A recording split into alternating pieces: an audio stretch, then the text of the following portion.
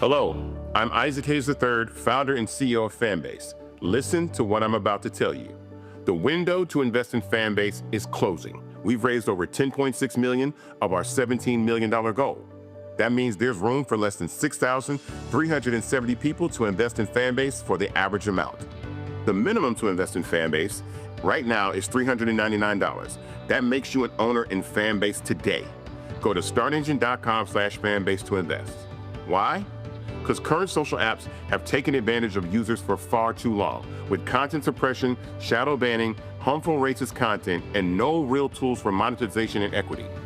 Fanbase has over 1.4 million users and counting, allowing anyone to reach all their following and monetize their content from day one. Social media is the new TV, and whoever owns the apps that distribute that content have the opportunity to own potential billion-dollar companies. While big platforms with uncertain futures are failing to serve their users, Fanbase is stepping up to fill the gap. Don't wait until it's too late. Invest now, invest for yourself and your future. Go to startengine.com/fanbase and own the next generation of social media.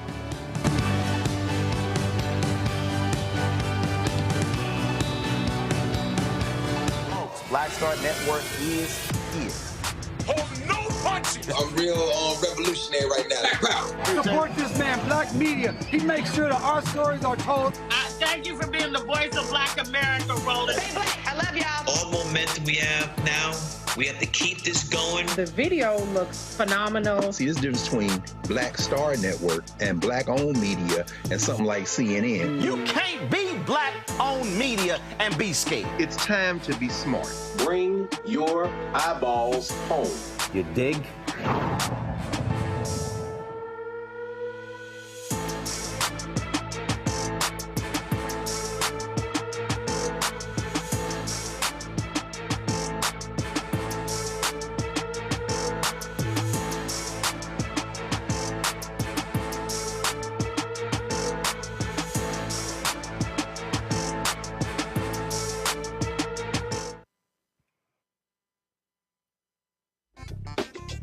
Today is Wednesday, September 3rd, 2025. Coming up on Roland Martin Unfiltered, streaming live on the Black Star Network. The twice impeached, criminally convicted felon-in-chief Donald Trump is saying, he's going to send National Guard to Chicago, or a city with a governor who he says would welcome them like New Orleans. Really? That's what we're doing? Jeffrey Epstein survivors and several lawmakers, Democrats and Republicans, gathered on Capitol Hill demanding the full release of his case files. Now, Republicans then released 33,000 documents, but 97% of what they released had already been made public. And the Trump White House, they're threatening Republicans, saying if you dare sign on to this discharge, they will consider this to be a hostile act. The leadership of the Southern Baptist Convention, overwhelmingly white male. And they say they want to focus on making God great again. Texas pastor Dwight McKissic says, I'm sorry, y'all want to make Baptists great again, but y'all ain't include no black people? Let me know how that works. Congresswoman Yvette Clarke calls out Republican Congressman Cory Mills over allegations of harassment. Oh, wait till I tell y'all what happened. Y'all, this man, they wanted to charge him for beating a woman. And the Trump U.S. attorney said, nah, we're not going to do that.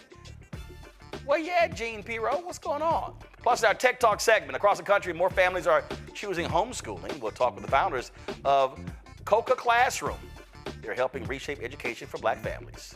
Lots to talk about. It's time to bring the funk on Roland Martin Unfiltered. On the Black Star Network, let's go. He's got it. Whatever the miss, he's on it.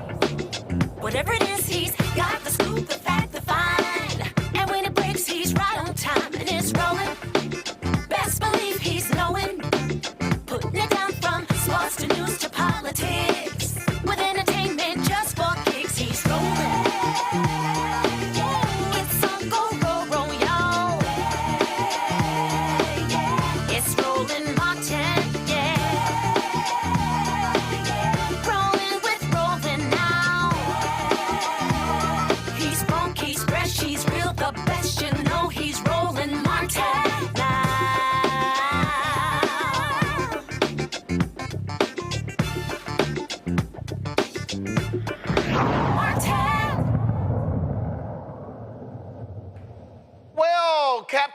Spurs. You know, the twice impeached, criminally convicted felon in chief Donald Trump, the same man who lied to get out of serving in Vietnam. He's never worn the uniform except when he played like a military person in high school. He has this fetish with seeing American troops on the streets in America. Well, today, he was meeting with Polish President Karol Nawrock. And what did he say? He was like, oh, you know what? I could send troops to New Orleans next. Why? Because they've got a Republican MAGA governor. We're making a determination now. Do we go to Chicago or do we go to a place like New Orleans where we have a great governor, Jeff Landry, who wants us to come in and straighten out a very nice section of this country that's become quite tough, quite bad. So we're going to be going to maybe Louisiana, and you have New Orleans, which has a crime problem. We'll straighten that out in about 2 weeks. It'll take us 2 weeks, easier than D.C. But we could straighten out Chicago. All they have to do is ask us. Oh, you see how he's changing his tune? All Chicago has to do is ask us, because he knows he just can't do it. Because the way the process works, the governor has to make the request for the National Guard. Now, what's interesting here is Donald Trump's, we'll have Chicago, we'll have New Orleans solved in 2 weeks. Really? But why not Shreveport? Why not go to the place where Speaker Mike Johnson represents? Remember when we played that clip the other day? Y'all, please pull it. When Mike Johnson was on CNN, and he was specifically asked by John Berman, well, wait a minute. You keep talking about Los Angeles and the crime in California, and John Berman literally hit him with the facts about crime in Shreveport. And then Mike Johnson, he starts dancing around. He starts trying to give some other answer. There are things that we have to do. It's not as simple as that. See, I love it. See, when it's somebody else, send them in, take it over. But when you start changing the conversation, it's amazing how they start talking a little bit different. And so what do you have here? You have Mike Johnson, who really doesn't want to answer that question. Because, see, whether they want to own it or not, they don't want to see these people. They don't want to see these troops in their cities. All right, so control room, play it. Sometimes local governance does not do the job, and the oversight in D.C. is long overdue. I was going to ask when you might be calling for the National Guard in Shreveport, which is, you have part of your district is Shreveport. The FBI statistics, actually violent crime per 100,000 residents higher in Shreveport last year than Washington, D.C.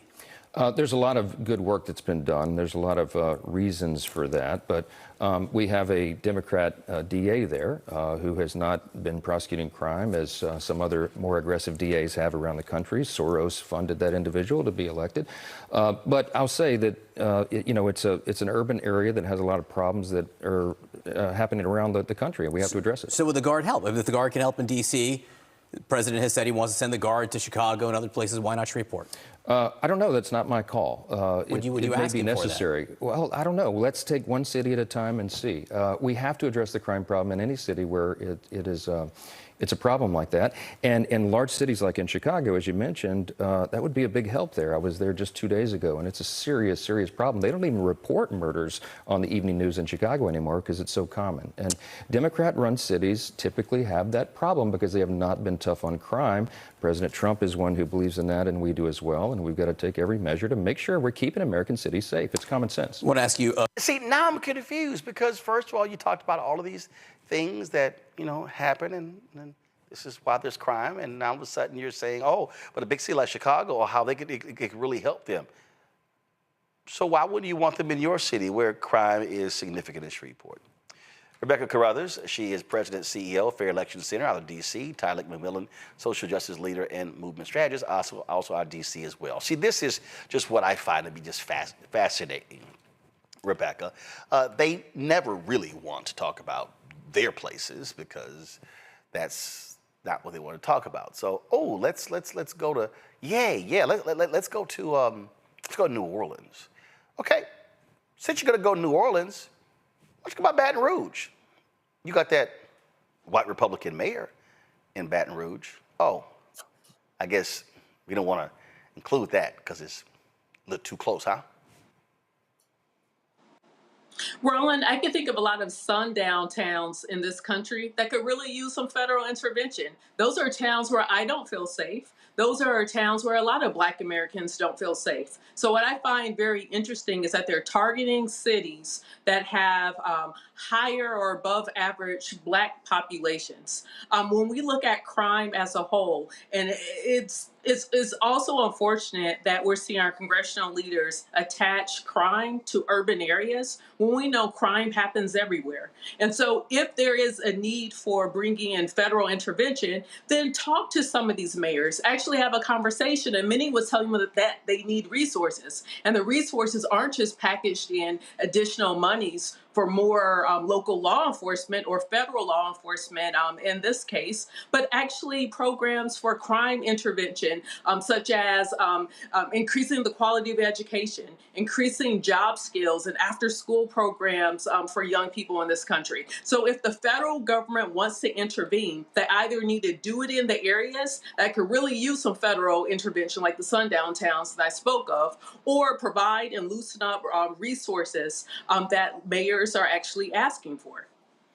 Tyler, it's just so hilarious. And again, now all of a sudden, because he's been getting pushback, if they seek my help and ask my permission. No, I thought you're the big bad bully. I thought you were like, no, I'm sending them in regardless. I don't care. I'm doing it. He knows he's going to lose in court. Right, I echo the same words, and I think it echoes the long history of federal violence against Black cities, as we see. And it's really about control and the criminalization of Black communities, because as said, safety comes from the investment in people. It comes from not tanks and tear gas, but it comes from the investment in public schools and after school programs and teacher support. It comes from when we invest in housing in Section 8 and not leaving families vulnerable to displacement and homelessness. It comes from when we don't cut programs such as mental health and substance abuse treatment, and in the closing of community clinics. And so we see all these different cuts from SNAP to WIC and other safety net programs. And that's where the true safety comes from. And it's crazy to me that this administration keeps talking about public safety, but all the deterrents that help, create safety in our communities is being cut left and right from the budget. And I think it's crazy to me that they're so focused on that, but continue to cut these necessary programs that promote public safety. Yeah, because they don't actually want to confront crime. What they want is, Rebecca, they want the show. They want the television show. They want the show of force. They want the folks in their uniforms, and that's right, in the tanks rolling down the streets, and it's the show of force. Donald Trump wants everything to be a television show in this country.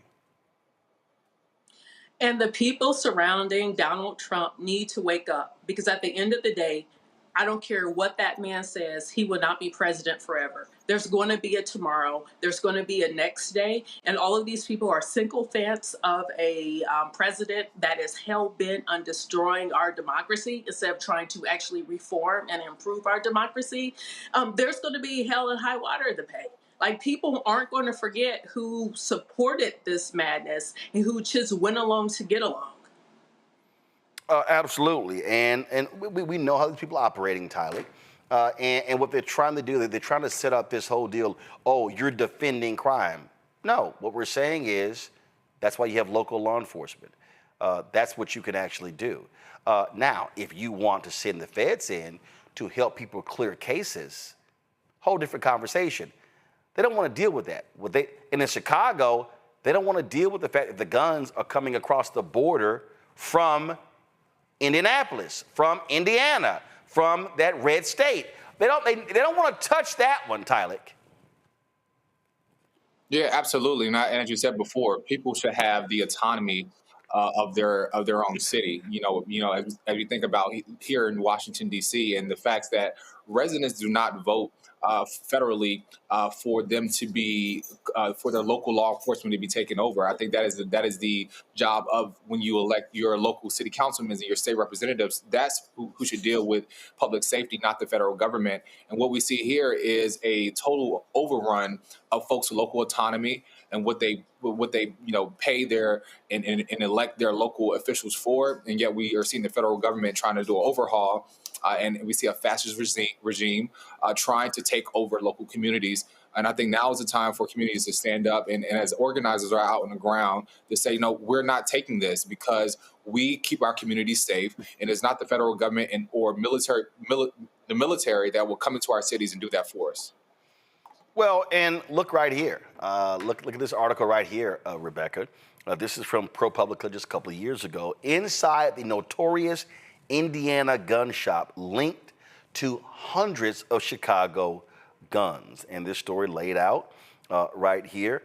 It says over 50 years, West Fourth Sports has helped grow the Indiana business into one of the state's most successful gun retailers. And guess what? What they showed is that how many of these guns, many of them end up there in Chicago. So, yeah, Donald Trump, you want to do, look at this here. One notable example, Darrell Ivory Jr., an Indiana resident who in 2020 purchased 19 firearms from West Fourth, spending over $10,000 in just 6 months.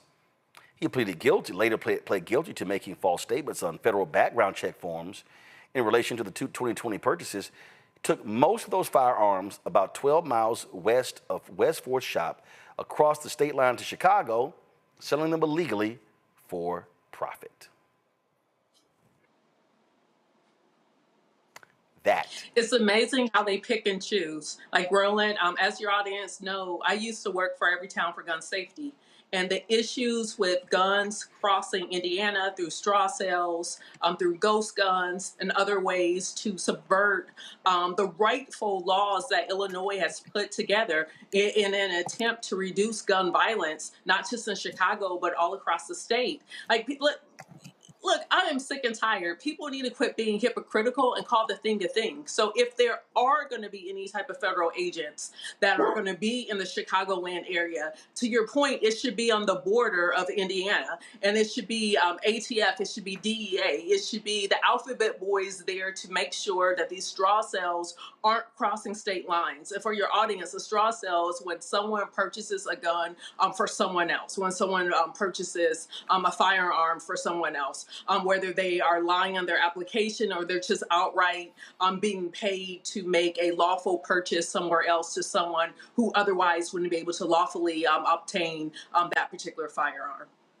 Yep, and so, but they're quite silent on that stuff. All right, speaking of silent, we come back, we're going to talk about the survivors of Jeffrey Epstein calling out, challenging Republicans, and the Trump White House is like, shh, yo. I'm going to need y'all to chill with that. Telling Republicans, don't you dare sign up for this, or we're going to consider this a hostile act. It's a busy day on Capitol Hill, lots of drama. We got it for you. Roland Martin Unfiltered on the Black Star Network. Back in a moment. This week on The Other Side of Change, 300,000 Black women being pushed out of the workforce. This is shocking yet unsurprising. So what happens when a bunch of Black mothers lose their federal job? Their kids are not being fed, their kids are not being taken care of, but that trickles down to the entire community structure, which may be built on the backs of Black mothers and Black women more broadly. Tune in on The Other Side of Change, only on the Black Star Network. Next on The Black Table with me, Greg Carr. We welcome the Black Star Network's very own Roland Martin, who joins us to talk about his new book, White Fear, How the Browning of America is Making White Folks Lose Their Minds. The book explains so much about what we're going through in this country right now, and how, as white people head toward becoming a racial minority, it's going to get, well, let's just say, even more interesting. We are going to see more violence. We're going to see more vitriol, because as each day passes, it is a nail in that coffin. The one and only Roland Martin on the next Black Table, right here on the Black Star Network. Hey, it's John Murray, the executive producer of the new Sherry Shepherd Talk Show. This is your boy, Earthquake. And you're tuned in to Roland Martin, Unfiltered.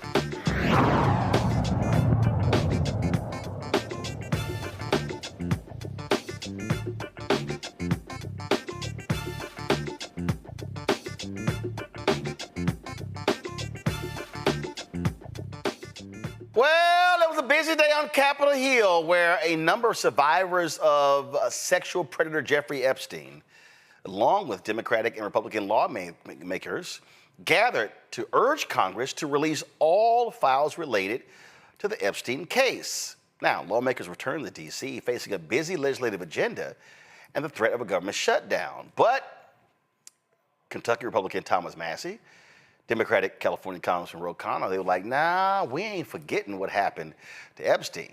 Victims joined a group of state representatives to support a discharge petition. To join a group of congressional members to support a discharge petition, a procedural move intended to compel the release of sealed files related to the late sex offender. So far, only 4 Republicans have signed the petition, while GOP leadership is advising members not to support it. House Oversight Committee did release some files from the Justice Department. Most of the documents, including video, audio, and court filings, were already made public. 97% of that was made public. So here's some of what was said today on Capitol Hill. It was, like I say, quite the busy day, folks. And one of the folks who was really vocal was Thomas Massie, and he was saying point blank, hey, I'm not going to sit here and back down, and he just made it perfectly clear. This is one of the survivors who was putting pressure on Republicans. Come along and speak up so that we can be more of a stronger voice and louder. And so what is your message to President Trump on this, Maria?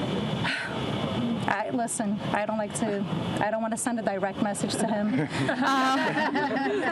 I'm already scared enough. Yeah. Just pass the vote, listen to us. This is not a hoax. Like, it's not going to go away. And like I said on my speech earlier, we're not going to be silenced anymore. We will be speaking moving forward. Wherever we need to be, we will be, and we need to pass this. Go ahead. Today he come along. You through. So let me find it. So y'all know all the networks were covering. Oh, so it's a perfect example. So watch this here. All the networks were covering the news conference. Oh, except one. C-SPAN, CNN, MSNBC, ABC News Live, Scripps News. Oh, down there on the right, Fox News happened not to be covering this. I wonder why Fox didn't want to cover a news conference of sexual assault survivors talking about release the Epstein files. Oh, because that could somehow hurt Donald Trump. Oh, now I see. Now I see. I keep telling y'all, they are not a news network. They are the communication arm of the Republican Party. And so whatever Donald Trump wants, Fox News is going to kiss that behind and give to him. Now, you know, one of the folks, again, Thomas Massie, and this is the actual discharge petition. This is what it says. Motion to discharge a committee from the consideration of resolution. This is how you bypass Speaker Mike Johnson. Says to the clerk of the House of Representatives, pursuant to the Clause 2 of Rule 15.1, Thomas Massie moved to discharge the Committee on Rules from the consideration of the resolution H.R. 581, entitled A Resolution Providing for the Consideration of the Bill H.R. 185 to Advance Responsible Policies, which was referred to said committee on July 15, 2025, in support of which the undersigned members of the House of Representatives affixed their signatures, to wit, Thomas Massie. So as we said, 4 Republicans have actually signed it. And Trump has been calling around saying, nope, don't talk, don't talk, don't talk, don't talk, be quiet, do not talk. And what's interesting is you've got people, again, Thomas Massie is a Republican. Go to my iPad. Thomas Massie is a Republican from Kentucky.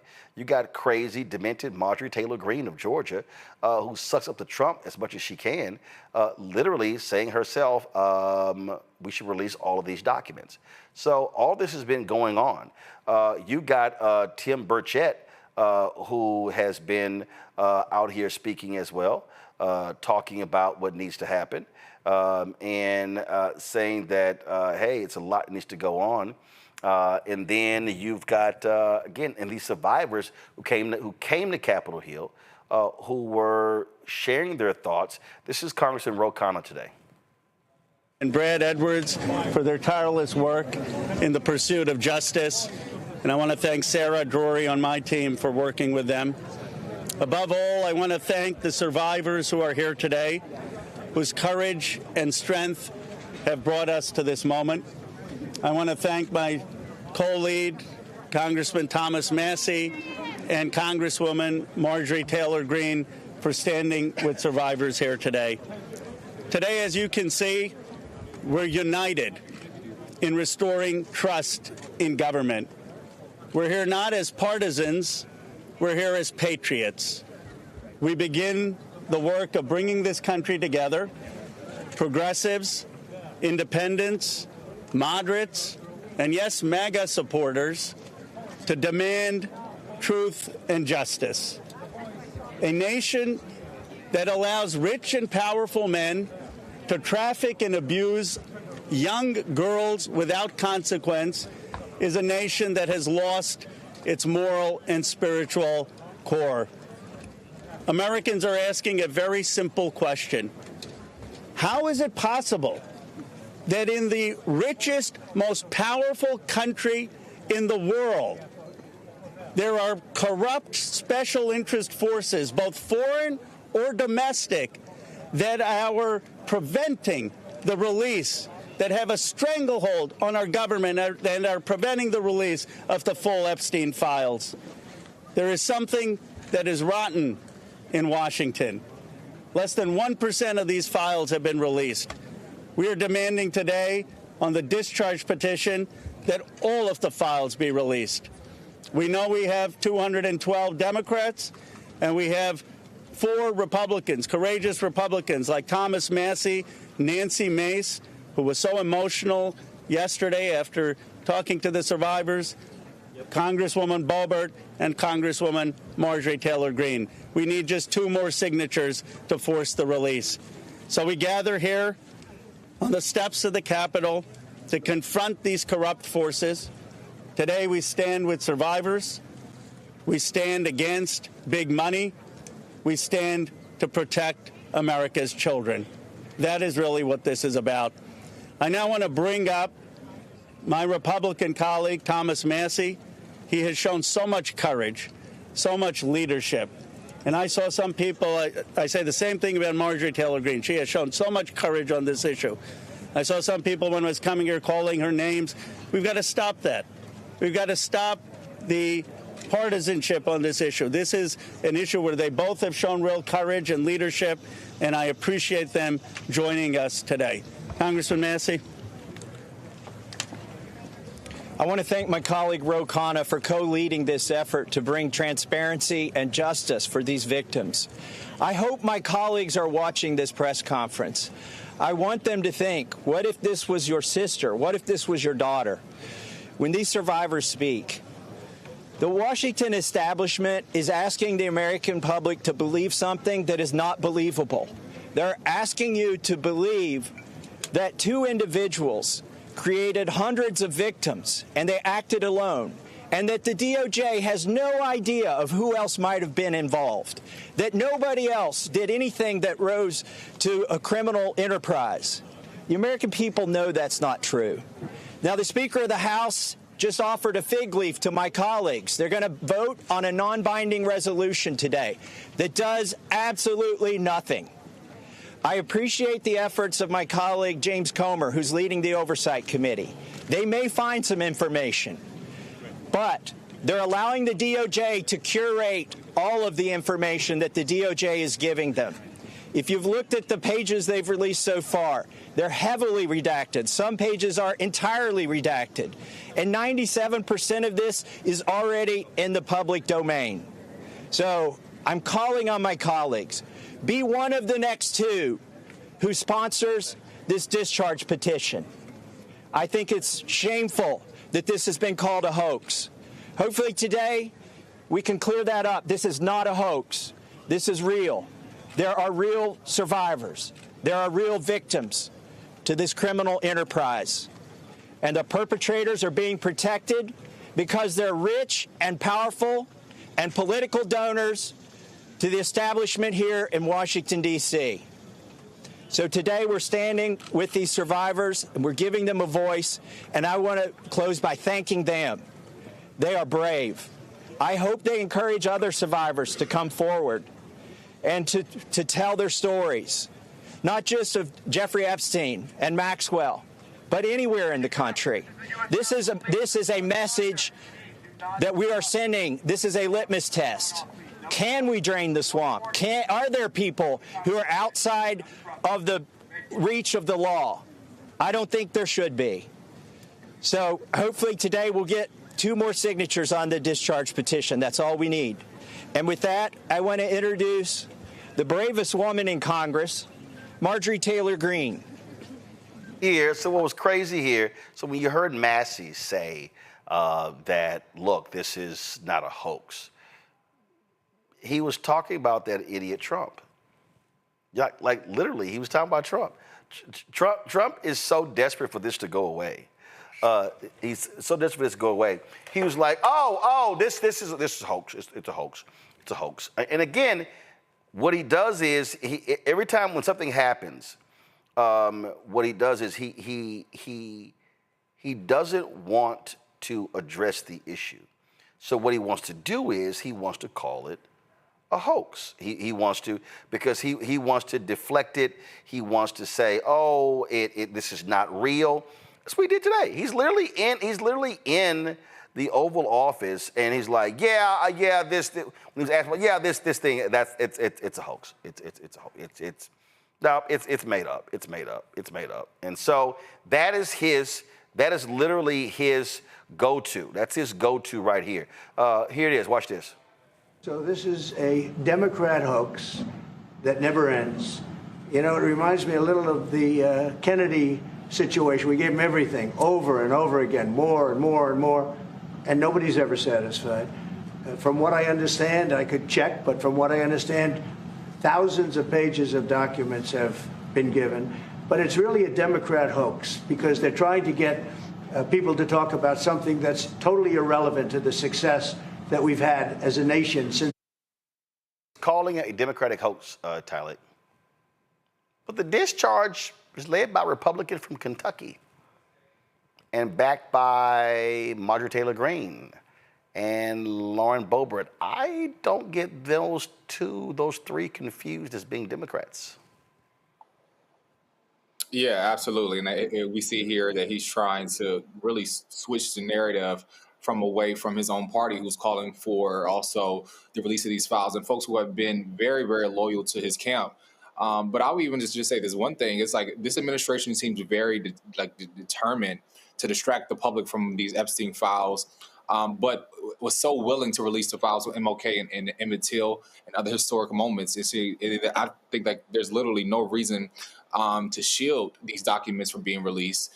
And I think it's just a clear sign that how wealth and influence and systemic failure allow abuse from these powerful men to be unchecked.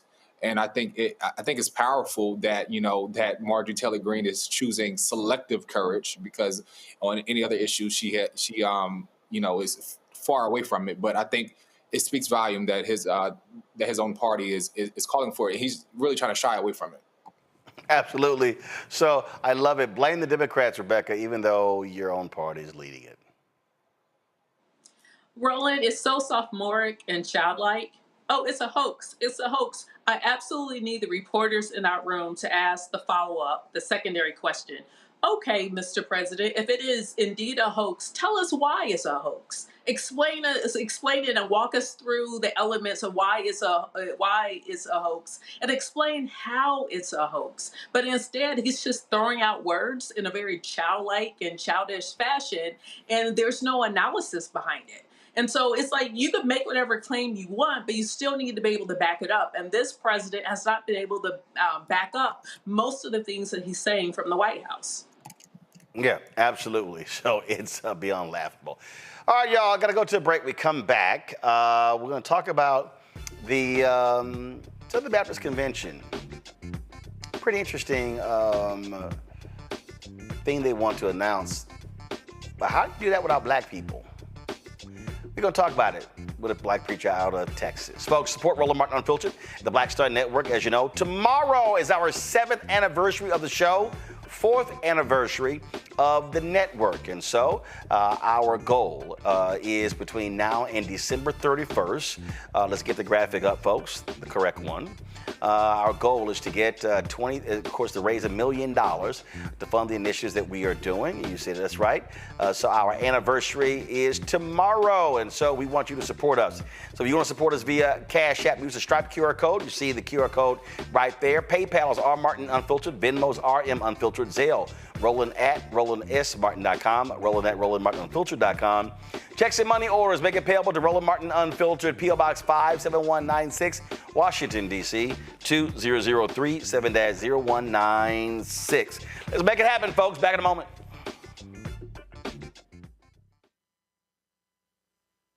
Next on A Balanced Life, here on Black Star Network, we're talking what it means to be a balanced young adult and turning 21. I know 21 is one of those ages where you think you're grown. You can do whatever you want. The law says that you can. But what are you packing in your 21-year-old toolkit that will allow you to not only survive, but to thrive? You have every right to make whatever decision that you want to make, okay? Because you're grown. Don't go out here and do something and then want to come back and expect somebody else to clean it up for you. That's all this week on A Balanced Life with Dr. Jackie here on Black Star Network. This is Essence Atkins. Mr. Love King of R&B, Raheem Devon. It's me, Sherry Shepard, and you know what you watch. You're watching Roland Martin Unfiltered.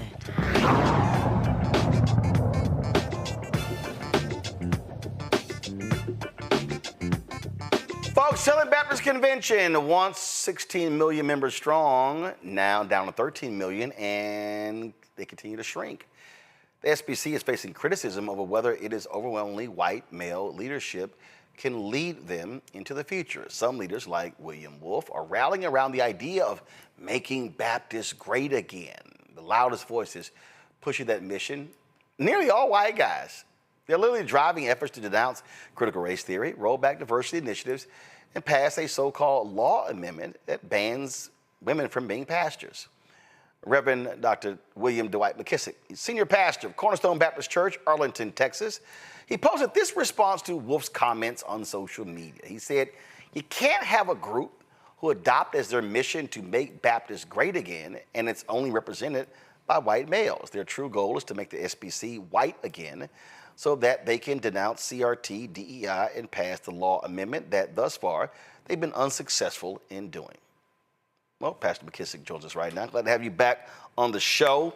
It is interesting, make Baptists great again. And to your point, that's a little bit hard to do, as if black folks don't exist, because if you look at the growth of the Southern Baptist Convention, or actually what's actually been keeping them going, hasn't been white churches, been black people. Good to see you, Roland. Thanks for inviting me. I want to say the group that William Wolf heads, it's a Center for Baptist Leadership. He named it. He used to work for the Trump administration. I think that Making Baptists Great Again is a spinoff of, MAGA, Making America Great Again. He worked as an intern for Dr. Al Mohler, who would probably represent probably the only one of the few cabinet members who would be so vocal on some of the things regarding DEI. He was adamantly opposed to passing the CRT resolution that was passed, much to the dismay of that whole Making Baptist Great Again crowd. They're mad going back to a resolution was passed that myself and other black pastors to affirm the election of President Obama in 2008. The vote took place 2009 as a matter of historic event, not to say you embrace all of his ideology or political belief systems, but just to acknowledge the fact that it was quite a historic feat for this country. The hands that used to pick cotton had now picked presidents, and so the majority voted to affirm the historic election of Obama. But that the group that William would represent was angry about CRT, angry about the Southern Baptist Convention has not succeeded. They denounced the curse of Ham, which was their theological position for years, that blacks descended from Ham. Ham was cursed, therefore all blacks were cursed. So that justified their slavery policies and practices, segregation, on and on. So in actuality, when it comes to vote, and even tried to exclude women from even serving as associate pastor of women, associate pastor of children. They don't want the word pastor, which the Bible does not back, in any way associated with the woman. So this group is sort of feeling defeated, and therefore Wolf has created this, I think based on votes, they're somewhat in the minority, but there's a growing sentiment and a MAGA element that will support, that want to go now and legislate again or review the issues we've talked about. And so that's what brings us here today. And I just hate to see what once was an organization, a lot of black campuses, Southern University, Baton Rouge, University of Arkansas, Pine Bluff, probably Texas Southern and Prairie View, where Southern Baptists had outreaches to college students that were quite impactful. I could just name a lot of positive stuff that has taken place through the Southern Baptist Convention, some directly connected to black people, but with the advent of Trump, and it was my projection that they would morph it to being the Trump Baptist Convention, and we're seeing a movement for they no longer have any shame in that game. They're moving in the direction to take on just about all the policies of Donald Trump. Yeah, they absolutely have sold out to Donald Trump. In fact, this was a tweet posted last year by William Wolf. A key pillar of any truly Christian biblical justice reform would be an increased use of capital punishment, both in increasing offenses punishable by death and more swiftly executing those sentenced to death, would serve as a major deterrent and help protect the vulnerable. Bishop, Pastor, here's reality. That's a lie. The death penalty has not served as a deterrent. It is not. We have not seen a dramatic drop in capital murders in this country because of the death penalty. But what you have is you have folks, and again, they love the Catholic Church position on abortion, but they don't want to talk about the Catholic Church's position on the death penalty, which they artfully oppose. Right. This is the law and order crowd that want to keep the Epstein files concealed.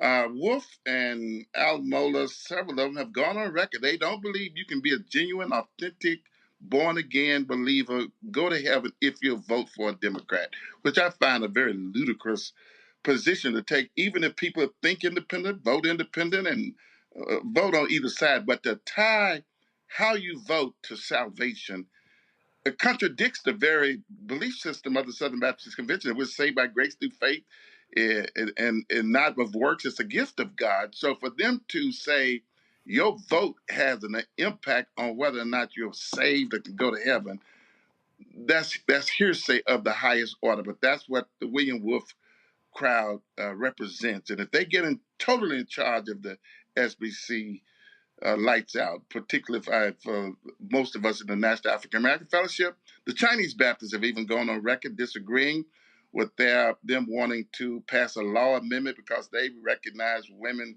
being gifted and can have the spiritual gift of pastoring. And the Hispanic groups, the minority groups, don't feel as the others, then that's why they have not. And you said we're 20% minority as a convention, and that's why they have not been successful in passing the votes to turn us back to another era. And this guy, he wants Christian nationalism. This is him on a right-wing podcast, and this is what he says. And I'm trying to figure out what's so Christian about what he had to say. Listen to this. I've said it like this before, right? The Democrats hate God, they hate family, they hate marriage, they hate children, they hate our nation. So, like, figure out what it looks like to pursue a policy agenda that, you know, that displays a hatred for all those things which are, you know, fundamentally a part of what we would call the true, the good, and the beautiful. And that's. Come on. See, and again, this is the game they play. I know a lot of people. I know a lot of pastors, okay, who vote Democrat. Say they hate God, they hate family, they hate children. I mean, that's just sheer stupidity. But this is what the right loves. Yeah, William Wolf, and I need to get better at my screenshot game, but he wouldn't deny it. He put out a tweet 2 to 3 years ago on this Christian nationalism that the Anglo-Protestantism work ethic is what made America great. And what he means by nationalism is the white Protestants being the standard by which we judge greatness. And he specifically said Anglo. I mean, he didn't hide that fact. And so you're not just talking about, and again, if we talk about Christian nationalism, what Christian we talking about? Not Turner Brand of Christian and being a Baptist, or are we talking about William Wolf's and Al Mohler's brand of being a Christian and Baptist? So much is fundamentally flawed by that whole Christian nationalism way of thinking that he wants to not only impose on the nation, they want to begin by imposing it on the Southern Baptist Convention, want to bind the conscience of the convention to that right-wing ideology that I find detestable and deplorable. See, they want a theocracy. They believe in No, they don't believe in Christian nationalism. They believe in white, right-wing Christian nationalism.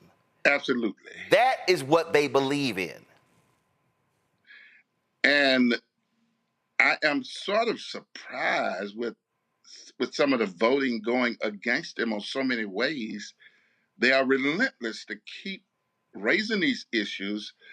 And I just pray that a convention that should be in the business about the kingdom of God, Jesus said, my kingdom is not of this world, will not turn the clock back in such a way it becomes only appealing and a compelling convention to the nationalistic movement. Again, he said the Anglo-Protestant is the standard by which he wants the policies, the philosophy, the vision of America to be.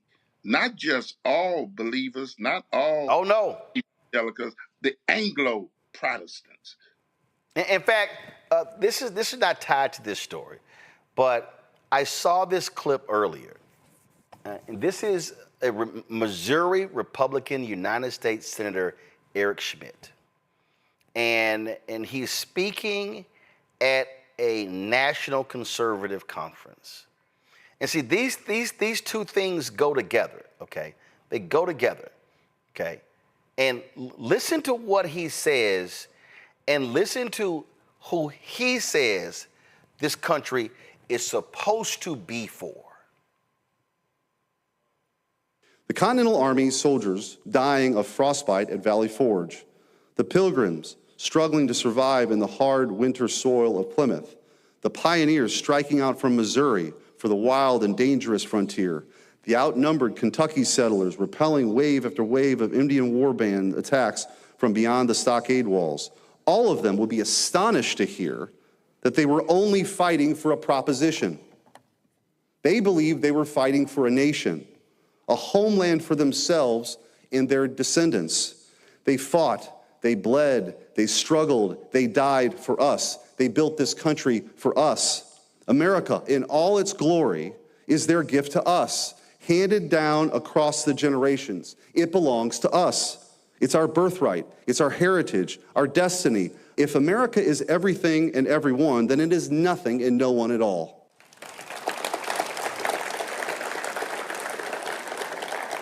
When they tear down our statues and monuments, mock our history, and insult our traditions, they're attacking our future as well as our past. By changing the stories we tell about ourselves, they believe they can build a new America with the new myths, a new people. But America doesn't belong to them. It belongs to us. It's our home.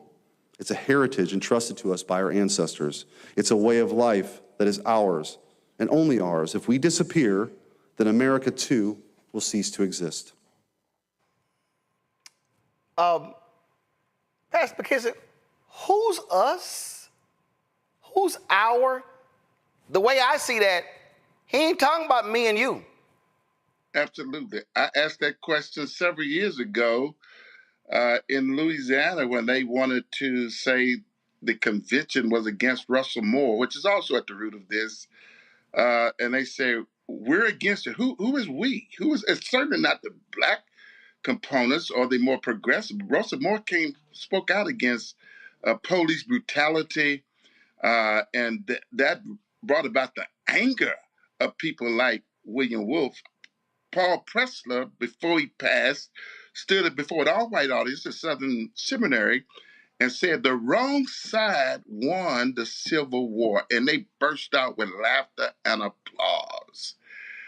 Russell Moore got up and walked out of the room because he recognized that Paul Pressler should not have even felt comfortable to make such a statement. But when you say the wrong side won the Civil War, and Al Mohler at the time was on record as believing in the lost cause. So when they say us or we, they're talking about people who adhere to the philosophy of a Paul Pressler, a Al Mohler, a William Wolfe, and they're not talking about a Fred Luter, who was the first president in the history of Southern Baptist Convention to go on NBC and denounce police brutality. So the Great Commission includes everybody and involves everybody, but we soon discover when in 2012, they nominated a great conservative resurgence committee. And when I looked at it, they had one or two Hispanics, but 25 people to a committee to make the Southern Baptist Convention great again, evangelism, missions, revival, baptisms, and they left any black female or black male completely off the committee. And of course, Pressler makes that particular comment, but I wonder what that same Bible says about sexual assault of men. Well, yeah, there's been some discoveries about him, some credible accusations, which means... And the SBC settled many of those lawsuits when several men accused him. But again, it shows you the hypocrisy where a Paul Pressler, come on, go to my iPad. This is the photo of him. This is the New York Times obit when he died at 94. And also, he was a former judge. He's a former judge. It's amazing how they are so morally superior, but not in all things. The fact that they've never publicly acknowledged his ills or that his practices were totally counterculture to what they say our belief systems are is pure hypocrisy to me. And they are upset with Russell Moore because he put on a MLK 50 in Memphis, 7 or 8 years ago, and it's very successful, very powerful, brought Southern Baptists together across racial lines and college students in a powerful way. But the William Wolfe crowd totally opposed it behind their belief that there's some missteps and imperfections and immoral acts on behalf of Martin Luther King. The Bible said all have sinned, fallen short of the glory of God. That's not to excuse anybody, but I have a difficult time how they can be so compassionate or ignore the sins, the failures of a Paul Pressler, while at the same time, if you bring up Martin Luther King in any context, you'll have 25, 30% of Southern Baptists going to talk about an FBI report, and that same group would vote to close the Epstein files. Hypocrisy on steroids. Absolutely, and this is Christianity Today. Their story died. Disgraced Southern Baptist leader Paul Pressler, the Texas judge behind the political strategy for the conservative resurgence, molested and assaulted teenage boys, according to allegations 8 men made in court. The thing that we have to, and the basis of my book, White Fear, Pastor McKissic, the base, and I said it, White Fear, how the browning of America is making white folks lose their minds. And I made it perfectly clear that what we are seeing, the attacks on undocumented folks, the effort to defund Black America, now all of a sudden you see these same so-called right-wing Christians, now they're complaining about the immigration in Europe. They're complaining about birth rates. They're following Elon Musk there. And what they're complaining about are white birth rates. What this is all about, and I saw it coming, they are scared to death of America becoming a nation, majority of people of color. And that's why that speech by a sitting United States senator, and you know what's amazing? Not a single one of these national television shows has talked about that, where this man is a United States senator and he is preaching a white nationalist, white supremacist ideology.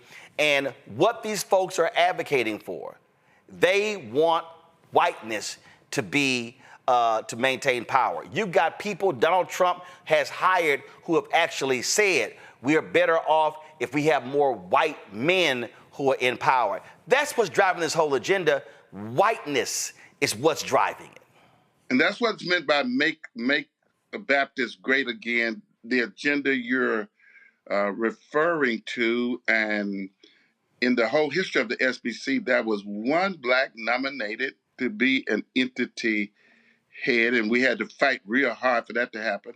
Unfortunately, he had misrepresented his resume and was disqualified, but there's still no, if you go on the Southern Baptist website today, everybody who makes $500,000 or more, huge salaries, the most powerful people in the convention, every last one of them is a white male in 2025 after having been integrated since 1954. So to see this backpedaling from previous years, when I was growing up in terms of camps, terms of missions outreach, in many ways, I was shocked to discover as a 20-some-year-old that the Southern Baptist has such a racist history and advocates of slavery. I didn't know their origin and development because growing up in a Black Baptist context that had friendly relationships with Southern Baptists, I was just appalled and shocked at their history.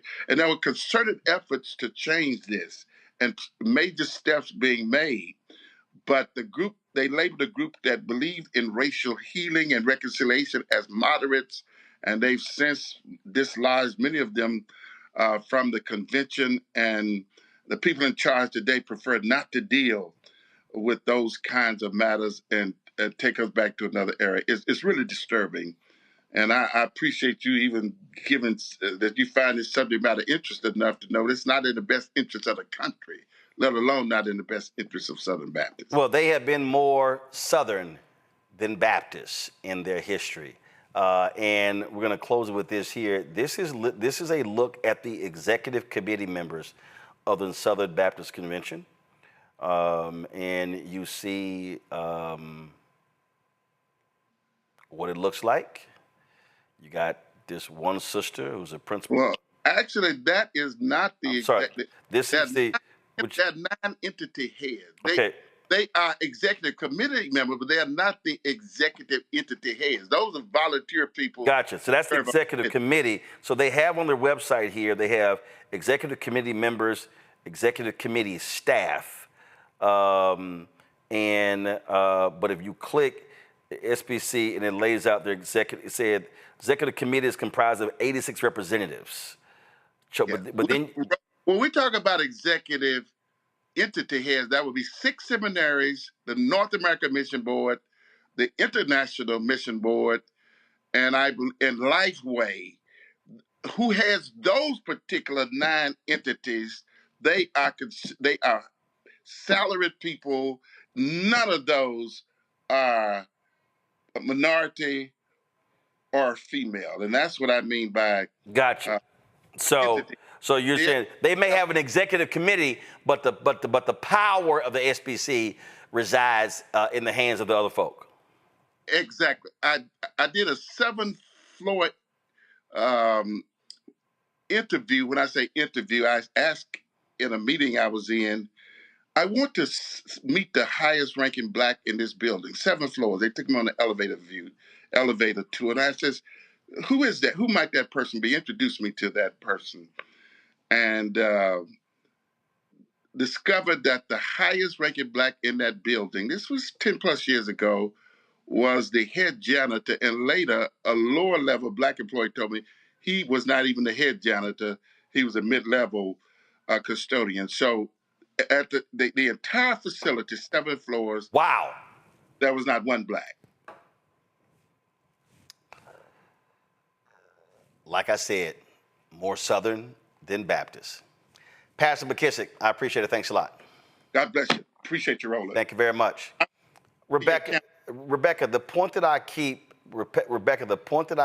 making that people have to understand here is that we cannot walk away from the reality of whiteness, of white nationalism. It's in our faces. These people have made these comments, and they're serving in Trump's administration. The Proud Boys said, we don't need to march anymore. We're now on the inside. This is what we're dealing with. That speech by Schmidt, that was pure white supremacy. And when he was saying us, this is ours, he said it, it wasn't meant for anybody else. Roland, this is the particular disturbing thing about it. Like, I think a month and a half ago, I was talking to your audience about what the 3%ers belief is. That there's only 3 categories of people who are deserving of being in this country. Those who are veterans, Black folks who are descended of American slavery, only so we can continue to serve. And then the Anglo-Saxons, the WASP. The thing about Eric Schmidt, like I was doing some Googling during this segment, just to make sure I could verify. First of all, Eric Schmidt is not even white by the standards of the ideology that he is trying to propagate. First of all, if you go to his official bio, it shows that his family has been in this country for about 6 generations. If you are a white person in this country in 2025 and your family did not get here before 1840, you're not even a part of this, the founders or the us, or you're not even a part of this. Your family became whitewashed and was allowed legally to then practice and become white. Even his family's surname, that's not an Anglo-Saxon surname. That's more of a German. He's more of a descent from like the Germany region. And so it's amazing that he's taking on the role of whiteness, of which he doesn't even qualify for, according to the ideology that he's trying to espouse. The other thing about these evangelicals and these white evangelicals that's so troubling to me, for the last few decades, they've been warning us that the Antichrist is coming. But then the white supremacist in chief gets elected, and all of a sudden, we no longer hear any of those churches talking about how the Antichrist is coming. Like, wake up. They are preaching and promoting a white nationalism. They're not promoting ideology. This is also the ideology that said that slavery of Black folks in this country was okay. And this is the same ideology that told Black folks that you're not even a full human. So that's what we're dealing with here. And they actually are hell-bent on trying to create a theocracy in this country because they want to retain power, especially as we see the white population eventually become a racial minority in this country. They want to entrench themselves into power. And that's what this thing is about. Again, what we're dealing with is pure racism. And check this out. This is his tweet right here, Tyler. We're not sorry. Why would we be sorry? America is the most magnificent heritage ever known to man. We can no longer apologize for who we are. Now, this took place at what's called NatCon. Whose conference is this? Peter Thiel, the billionaire white South African who financed J.D. Vance's U.S. Senate campaign. I want y'all to play again what Schmidt had to say. And did we have the whole speech by Schmidt, or do we just have the this clip here? Okay. I want us to get his whole speech so everybody can hear the racism. And I want y'all to understand, this racist is representing the state of Missouri. Play it. The Continental Army soldiers dying of frostbite at Valley Forge. The Pilgrims struggling to survive in the hard winter soil of Plymouth. The pioneers striking out from Missouri for the wild and dangerous frontier. The outnumbered Kentucky settlers repelling wave after wave of Indian war band attacks from beyond the stockade walls. All of them will be astonished to hear that they were only fighting for a proposition. They believed they were fighting for a nation, a homeland for themselves and their descendants. They fought, they thought that they were fighting for a nation that would be only for themselves and their descendants, meaning only white people from Europe. Press play. They struggled, they died for us. They built this country for us. America, in all its glory, is their gift to us, handed down across the generations. It belongs to us. It's our birthright. It's our heritage, our destiny. If America is everything and everyone, then it is nothing and no one at all. If America is everything and everyone, so give me your tired, give me your poor, y'all, they ain't never believe that. It's about whiteness. Press play.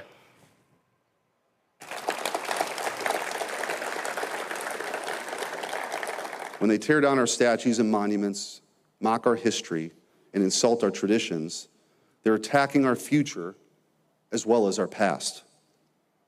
By changing the stories we tell about ourselves, they believe they can build a new America with the new myths, a new people. But America doesn't belong to them. It belongs to us. It's our home. It's a heritage entrusted to us by our ancestors. It's a way of life that is ours and only ours. If we disappear, then America too will cease to exist. Doesn't belong to them, it belongs to us. Can't be more racist than that, Tyler. Yeah, that's very, very blatant racism. And the fact that it's coming from a sitting U.S. senator, I think, is very disgraceful. My question to him, did he forget that this nation was built on stolen labor and enslaved Africans in the stolen land? Oh, no, Tyler, stop it. That's you rewriting history. That didn't happen. Stop it. Absolutely, and he forgot all these basic principles. As even mentioned before, he is already outside of the club, so how is he even talking about what's his and the statues that's his? But yet, we are fighting every single day to even teach our history in our schools and our classrooms, and they're taking artifacts out of our museums and sending it back. So I mean, it's very, very disgraceful, and it's like America belongs to us. You know, the generation who generation after generation continue to fight for this freedom, even when this nation denies it to us at every turn. That is who America belongs to, and I say this is very disgraceful, and is very blatant in white supremacy and the suppression of Black, Brown, and indigenous voices here in this nation. Something tells me, Rebecca, that little Eric Schmidt, he never actually heard this from the first Black woman elected from the South to Congress. This is Barbara Jordan at the Watergate hearings of Richard Nixon in 1974. Is the gentlelady from Texas, Ms. Jordan, the purpose of general debate not to exceed a period of 15 minutes. Thank you, Mr. Chairman. Ms. Jordan. Mr. Chairman, I join my colleague, Mr. Rangel, in thanking you for giving the junior members of this committee the glorious opportunity of sharing the pain of this inquiry. Mr. Chairman, you are a strong man, and it has not been easy, but we have tried as best we can to give you as much assistance as possible. Earlier today, we heard the beginning of the preamble to the Constitution of the United States. We the people. It's a very eloquent beginning.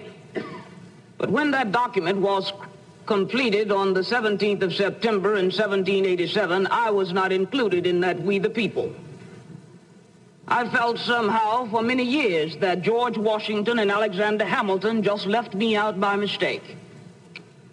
But through the process of amendment, interpretation, and court decision, I have finally been included in we the people. Mr. Schmidt, he's saying, no, you're not. And I don't know how many times I've said this. I don't know how many times I played this. Listen, this scene, it says everything you need to know and understand about how these racists view this country. And for Senator Eric Schmidt, this scene in The Good Shepherd says everything that needs to be said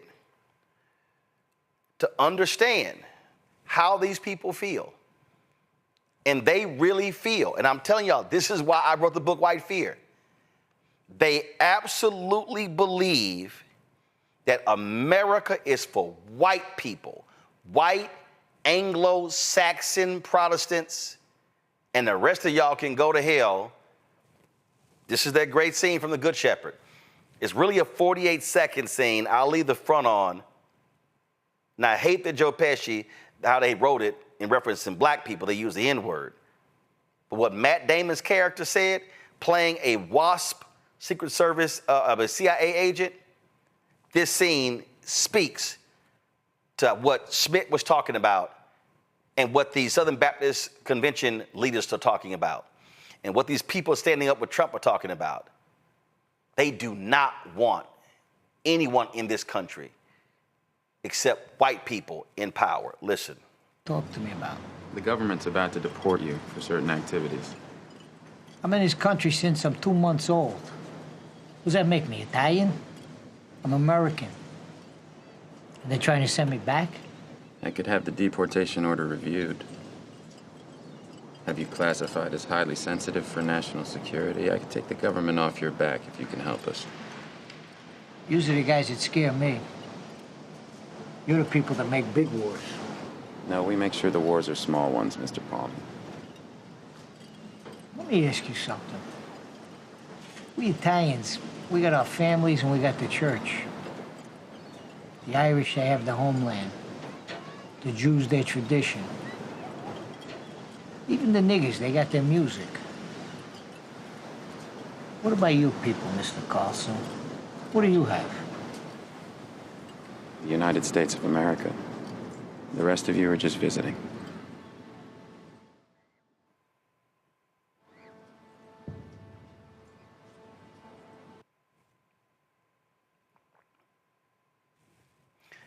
That look right there, Rebecca, from Joe Pesci at the end, says all you need to know.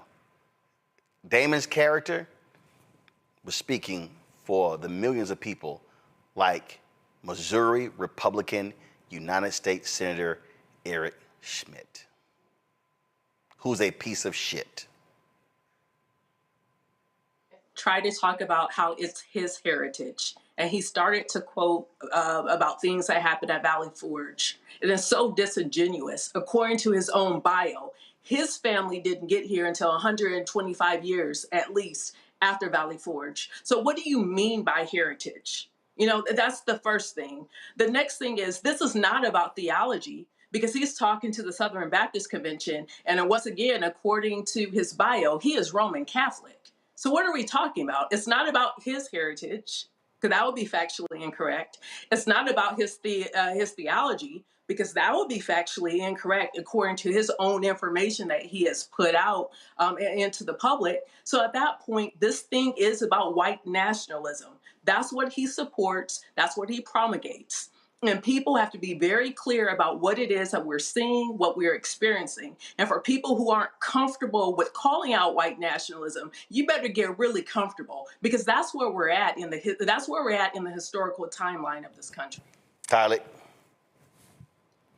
Yeah, I couldn't agree more. You know, even it's very dangerous towards true liberation, as we're talking about evangelical Christians and weaponizing scripture to defend slavery and segregation, and as you said today, voter suppression and attacks on reproductive freedom. And all this aligns with, as you said, white nationalism. And I think when we talk about this whole, we touched on the slogan, you know, make Baptists great again. We must break back into that radical love of the church, being a radical force of freedom, racial equity, and centered in love. And I think we must, as Black folks, determine what that looks like for us, because we know that these evangelical Christians do not represent the interests or the true liberation that we know we deserve as Black people. Absolutely. All right, folks, going to go to a break. We come back. What happens when you are a MAGA Republican? You allegedly beat a woman. The cops in D.C. want to file charges against you. But the Trump U.S. attorney says, nah, we're good. We're going to excuse that. Congresswoman Yvette Clarke, chair of the Congressional Black Caucus, wants this Republican censured.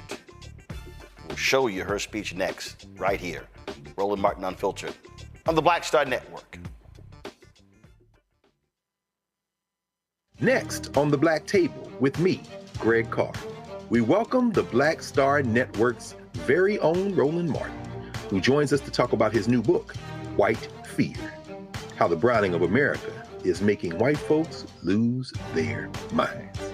The book explains so much about what we're going through in this country right now, and how, as white people head toward becoming a racial minority, it's going to get, well, let's just say, even more interesting. We are going to see more violence. We're going to see more vitriol, because as each day passes, it is a nail in that coffin. The one and only Roland Martin on the next Black Table, right here on the Black Star Network. This week on The Other Side of Change, 300,000 Black women being pushed out of the workforce. This is shocking yet unsurprising. So what happens when a bunch of Black mothers lose their federal job? Their kids are not being fed, their kids are not being taken care of, but that trickles down to the entire community structure, which may be built on the backs of Black mothers and Black women more broadly. Tune in on The Other Side of Change, only on the Black Star Network. Farquhar, executive producer of Proud Family. Bruce Smith, creator and executive producer of The Proud Family, Louder and Prouder. And you're watching Roland Martin Unfiltered.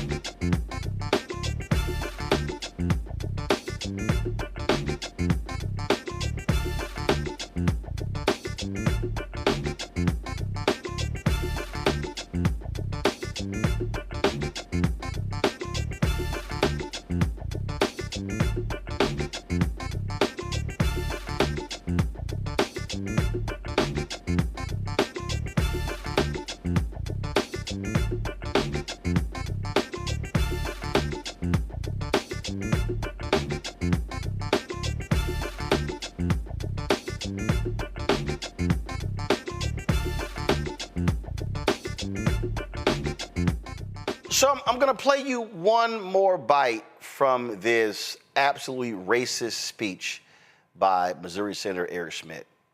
Remember earlier when I talked about what he said, we're not apologizing? This is actually what he had to say. America's not a universal nation. It is something distinctive, unique, and real, unlike any other place or people in the history of mankind. We're a nation of settlers, explorers, pioneers, born on the ocean waters that carried the first ships to our shores and forged in the crucible of a wild frontier. Our people tamed a continent, built a civilization from the wilderness, and wrote our nation's name into history. All nations die. Most are quickly forgotten, confined to the footnotes of the ages. But thousands of years from now, when we and our country are long gone, people will still know the name America because of what these Americans achieved. The people who built our country were not villains. They're heroes. We can no longer apologize for who we are. We're not sorry. Why would we be sorry? America is the proudest and most magnificent heritage ever known to man. He's proud of that. And first of all, to his team, you are idiots. You don't have your music louder than your audio. That's just basic editing there. But this is, I need people to understand the language here. Oh, we're not apologizing. And you notice that fictitious, they forged a nation out of the wilderness. So we're just going to skip over what funded the country? That's just little pesky details. See, what this is right here is in preparation for next year, the 250th anniversary of the country. See, what's going to happen next year? You're going to hear speeches like this here. The attack of Trump on the Smithsonian, this is why they're doing that. Why did the U.S. Holocaust Museum temporarily remove a display that said that Jews were being denied entry into the United States in World War II? Why would you take that down? See, there is a desire to present his story and not history. And so when this Eric Schmidt stands up and proudly discusses the white heritage of America. Oh, he didn't say white, but we knew what he meant. We knew exactly what he meant. And what they are saying right now, oh no, we're not apologizing for any of that. Oh, we're not going to turn our backs on that. Remember the earlier clip? They took down our really?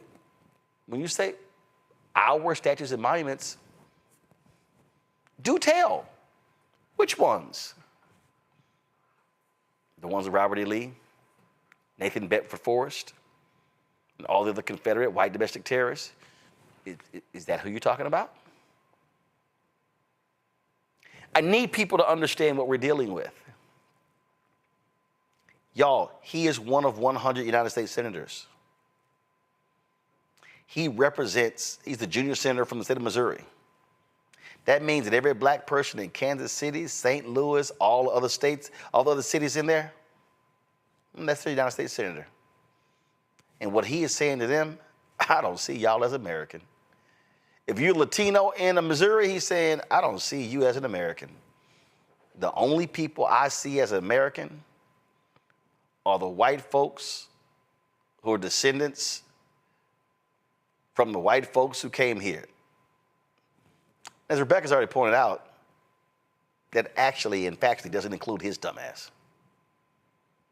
But he surely has adopted their white nationalist language. And this is why we keep telling y'all, when you don't vote, that's who wins. When you sit elections out, that's who have power. The best way to get back at an Eric Schmidt is to send his ass packing and show him what real power looks like. Black power, brown power, non-white power. And then we can say, how about them apples, Eric? You said it wasn't for us, but we sure sent your ass packing. Let's see if we actually do that. Shalon, let's talk about another Republican. This Republican, living in an upscale residential high-rise in D.C., owes lots of money, stopped paying his bill. They evicted his ass. I'm talking about Florida Republican Congressman Cory Mills, accused of harassment, assault, stolen valor, invoking a procedure. So all this going on. So Congresswoman Yvette Clarke was like, hey man, what's going on here? Now let me help y'all out. What's crazy about this here, okay? The Washington, D.C. Metropolitan Police Department wanted to file charges against him. The U.S. attorney said, nah, we're not gonna do that. So now all of a sudden, case closed. Really? What's going on? I'm not understanding what's going on. Now, Republicans, they want to censure New Jersey Congresswoman LaMonica McIver, who faces charges resulting from a clash with officials at an ICE detention center in New Jersey. But why are they so quiet about one of their own? So Congresswoman Yvette Clarke was like, I got a few things to say. For what purpose does the gentlelady from New York seek recognition? Mr. Speaker, pursuant to Clause 2A1 of Rule 9, I rise to give notice of my intention to raise a question of the privileges of the House, in the form of a resolution as is follows. Whereas Representative Cory Mills has on several occasions conducted himself in a manner that reflects discredit upon the House of Representatives. Whereas on February 19th of 2025, Washington, D.C. Metropolitan Police Department officers were called to resolve a private matter at Representative Cory Mills' residence, where officers were called to the 1300th block of Maryland Avenue Southwest around 1:15 p.m. for the report of an assault.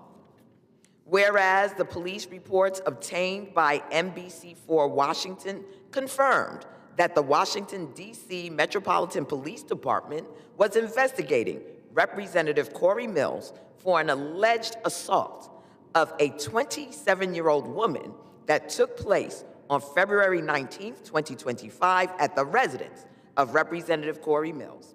And whereas the first police report provided to NBC4 Washington by a source and confirmed by a second source familiar with the investigation said that the 27-year-old woman accused her significant other for over a year of having grabbed her, shoved her, and pushed her out the door. And also said the woman involved showed the officers bruises on her arm which appeared fresh. And whereas NBC4 Washington also reported that the Metropolitan Police Department identified Representative Cory Mills as the significant other of the alleged victim of assault, which alleged victim was a 27-year-old woman who was not the wife of Representative Cory Mills, and that the alleged victim let officers hear Subject 1, now identified by MPD as Mills, instruct her to lie about the origin of her bruises. Eventually, Subject 1 made contact with police and admitted that the situation escalated from verbal to physical, but it was severe enough to create bruising. Whereas on February 21st, 2025, the Washington Post also confirmed 2 D.C. police officials said that the alleged victim of assault initially told a 911 operator and police that she had been assaulted, and that officers said she also had what seemed to be visible injuries, and that while a supervisor initially classified the offense internally as a family disturbance, police commanders later learned of the incident, reviewed the reports and body cam footage from the responding officers, and classified the case as domestic violence assault. And whereas on February 21st, 2025, NBC4 Washington also reported that the Metropolitan Police Department determined that probable cause to arrest Representative Cory Mills for misdemeanor assault existed and sent an arrest warrant for Representative Cory Mills to the United States Attorney's Office for the District of Columbia. However, then acting United States Attorney for the District of Columbia, Ed Martin, refused to sign the arrest warrant for Representative Cory Mills and instead returned the case to the Metropolitan Police Department for further investigation. Whereas on July 14, 2025, a different former romantic partner of Representative Cory Mills, who was apparently in a relationship with Representative Mills from November 2021 to February of 2025, reported to authorities in Florida that Representative Mills threatened to release nude images and other intimate videos of her and threatened to harm her future romantic partners in retaliation for her decision to end a relationship with Representative Mills after seeing the public records described above concerning the alleged February 2025 physical assault.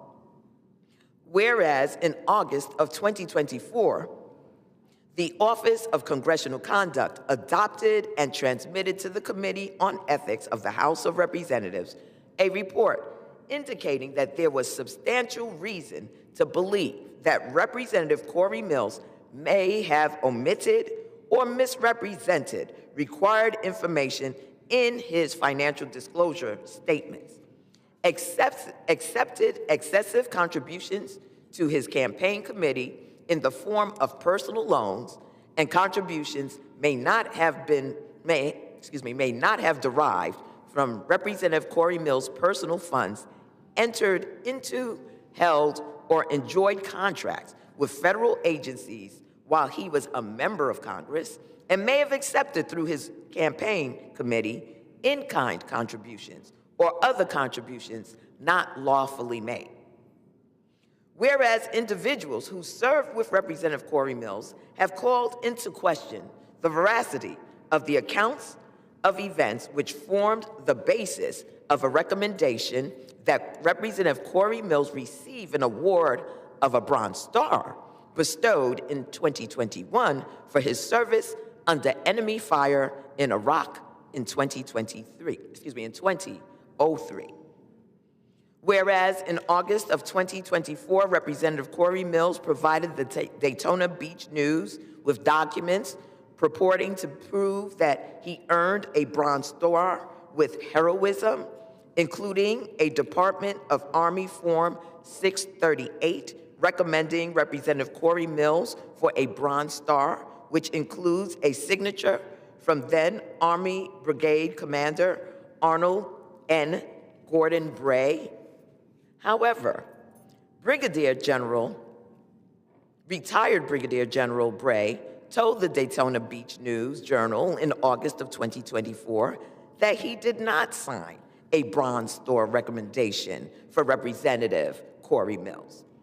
And whereas 5 people who served with Representative Cory Mills, including 2 men who were reported as having been personally saved by Representative Cory Mills at great risk to his own life as a basis for the recommendation for his Bronze Star in the Department of the Army Form 638, disputed that Representative Cory Mills was involved in their rescue or providing life-saving care.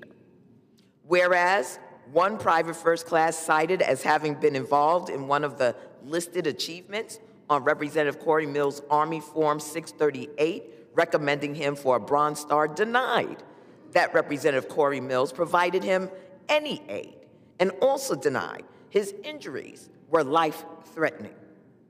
Whereas one sergeant cited as having been involved in one of the listed achievements on Representative Cory Mills' Army Form 638, recommending him for a Bronze Star, called the account a fabrication, and claimed that he was not involved in any claims that Cory Mills makes about me. And whereas despite the numerous available contradictions of the accounts forming the basis of the recommendation for his Bronze Star, Representative Cory Mills described the legitimate factual disputes raised by individuals he purportedly served with and rescued as, quote, slander and defamation, end quote, in a statement to the Daytona Beach News. Now, therefore, be it resolved that Representative Cory Mills be censured. Representative Cory Mills forthwith presents himself in the well of the House of Representatives for the pronouncement of censure. And whereas Representative Cory Mills be censured with the public reading of the resolution by the Speaker. Mr. Speaker, I rise to a question of the privileges of the House and offer the resolution that was previously noticed. Now, we're waiting to actually see what they move on that. We will say this here, that 7 Republicans, 5 voted no, 2 voted present. So they knocked down the Republicans' effort to actually censure Congresswoman McIver. This is actually how C-SPAN had the news. The banks did not protect us. So 207 present or 2, the motion is adopted, and without objection, the reconsider is laid on the table. So all Democrats voted to table the censure. Again, 7 Republicans crossed, 5 voted no, 2 voted present. It was interesting here, Tylik, is that here you got Republicans doing all they can to protect Florida Congressman Cory Mills. I mean, what does it say? I thought this is the party of law and order. Oh, Trump is talking about how he's made D.C. safe. Clearly not if you're a woman and you're near Cory Mills. Yeah. Also, and if you are connected to power, I think censoring is the first step, but we also know that the cost of unchecked hate because we live it every day. But I think it also is a part of affirming the ongoing work to dismantle this idea that if you are connected to power, that you are somehow above the law.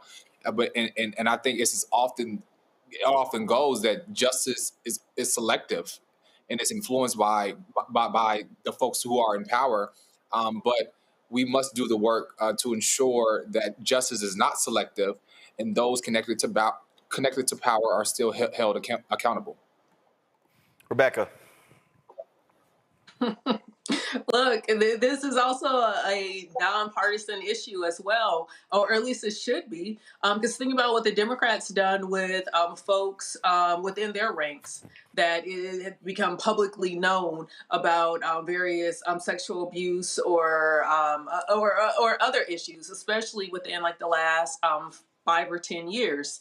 Bottom line is predators do not belong in the Congress. Like, period, full stop. Like, this shouldn't even be a thing that we have to go back and forth and debate and discuss.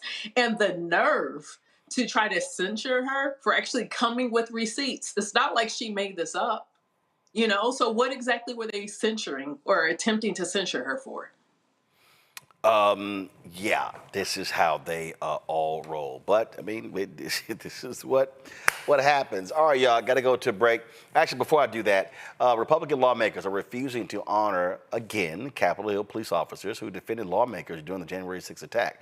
Y'all, here's what's crazy: the law was passed to erect this plaque.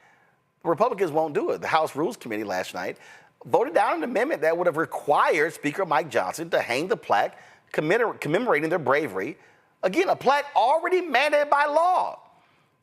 The bronze memorial, approved in 2022, remains locked away in the Capitol basement, never to be installed. With Republican leadership stalling, the officers who risked their lives that day are still waiting for the recognition they deserve. Here are Republicans voting again to deny that honor. Is there any further discussion on the amendment? Hearing none, the question's on the amendment. All those in favor signify by saying aye. Aye. Those opposed say no. No. In the opinion of the chair, the noes have I it. ask for a roll call vote, Madam Chair. The clerk will call the roll. Mrs. Fishbach. No. Mrs. Fishbach, no. Mr. Norman? No. Mr. Norman, no. Mr. Roy? No. Mr. Roy, no. Mrs. Houchin? Mrs. Houchin, no. Mr. Langworthy? No. Mr. Langworthy, no. Mr. Scott? No. Mr. Scott, no. Mr. Griffith? No. Mr. Griffith, no. Mr. Jack? No. Mr. Jack, no. Mr. McGovern? Aye. Mr. McGovern, aye. Ms. Scanlon? Ms. Scanlon, aye. Mr. Negus? Mr. Negus, aye. Ms. Ledger Fernandez?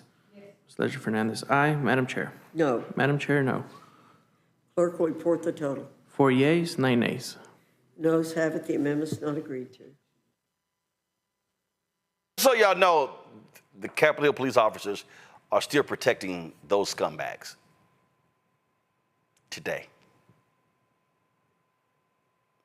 These people do not support cops, Rebecca. They're trash. Roland, I'm imagining every single police union across the country, have they had their press conference? Have they issued their press statements condemning them? Nope. Oh, wait, they haven't? Nope. I mean, after all, there were police officers who have died as a result of January 6th, and the police unions are nowhere to be found? Nope. Like, can they be reached for comment? It's just silence? Yep. Huh. That's how they roll, Tyler. Absolutely, they reward treason and punish loyalty, and we simply expose the system that values power over people. And this is really no surprise. And it's crazy to me that the folks who risk their lives to protect these lawmakers and still protect them to this day, while they're simultaneously pardoning insurrectionists who carried out the violence, and as we know, awarding folks and families millions of dollars who were insurrectionists. It's just crazy to me. Speaking of crazy, let's go to Florida. Florida's poised to become the first state to eliminate all childhood vaccine mandates. Why? Well, because Republican Governor Ron DeSantis appointed an idiot to be the state Surgeon General. Now, DeSantis is framing this as a win for, quote, medical freedom. His Surgeon General, the incompetent Dr. Joseph Ladapo, he literally condemned vaccine requirements in schools and childcare as an immoral intrusion on parental rights, actually liking it to slavery. The Florida Department of Health, in partnership with the governor, is going to be working to end all vaccine mandates in Florida law. All of them. Every last one of them. Every last one of them is wrong and drips with disdain and slavery. Okay? Who am I as a government or anyone else, or who am I as a man standing here now to tell you what you should put in your body? Who am I to tell you what your child should put in your body? I don't have that right. Your body is a gift from God. What you put into your body, is because of your relationship with your body and your God. I don't have that right. Government does not have that right. They want you to believe they have that right. And unfortunately, they've been successful. They've been successful.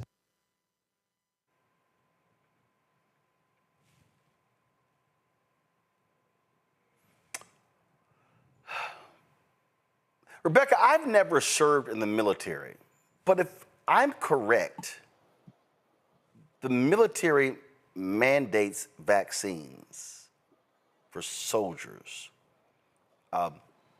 Isn't that the government mandating and telling you what to do? You know, Roland, respectfully, this is why people like Yvette Clarke has the positions that she has the positions on. Because we literally have someone who people, and especially those conservatives in that state under DeSantis, would view as, look at this black man. When in reality, even his family story, I believe he is recently from Nigeria. he's now placed in a position of power, and he's doing harm to many Black folks in Florida by backing this BS that we're seeing from these crazy folks who are trying to pass laws and do things in the name of white supremacy. The reason why I want to point that out is because I think it's important, because we're starting to see how different Black folks, so we usually say all kinfolk, all skin folk ain't kinfolk. And what's unfortunate is he had the nerve to put together his lips to talk about vaccines in a way and say it's just like slavery. And the slavery that my ancestors are descendants of and had dealt with. Like, I would never say anything like that because it's ahistorical. It's not even correct. But to even put together my lips to say something like that, to push this authoritarian regime that we're seeing that's happening in Florida, like, it's diabolical, and intentionally putting someone who is Black race, who has brown skin, and to have them propagating their particular agenda, it's hateful. And that's something that I think we're going to have to start to explore more and understand what's happening and how Black faces can also be used to propagate white supremacy in this country.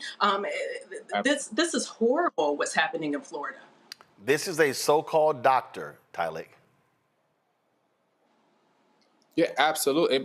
It's deeply ironic and dangerous to me that many Republicans who champion, who say there's your body, your choice when it comes to vaccine are the same ones who attack abortion access and reproductive freedom. The selective opportunity to defend body autonomy only when it suits them is a little, wild to me, and it's really dangerous. And to compare, as said before, this mandate to slavery is really an insult to our ancestors who lived through the brutality of enslavement, because slavery wasn't, it wasn't not this public health policy issue. It was dehumanization, it was violence, it was generational trauma. And to use this Black face to talk about this is dangerous, and it minimizes the Black suffering and really distorts our history, which they try to revamp every single day. But it's really wild to me that they want to talk about body autonomy, while on the same end, the same ones who are heavy on the attack of abortion access. So, folks, when kids in Florida start dying, blame DeSantis and blame this idiot. Got to go to a break. We come back. Time for our Tech Talk segment. You're watching Roland Martin Unfiltered right here on the Black Star Network. Don't forget to support the work that we do. Join our Brina Funk fan club. Goal is to get 20,000 of our fans contributing on average $50 each a year to raise $1 million. Our anniversary, 7th show anniversary is tomorrow, and 4th network anniversary is tomorrow. So in honor of our anniversary, your gift will be appreciated. To give you a Cash App, use the Stripe QR code. You see it right there, Cash App. The Stripe QR code. PayPal, R Martin Unfiltered. Venmo, RM Unfiltered. Zelle, Roland at RolandSMartin.com. Roland at RolandMartinUnfiltered.com. Check some money order. Make it payable to Roland Martin Unfiltered. Send to P.O. Box 57196, Washington, D.C. 2003 7-0196.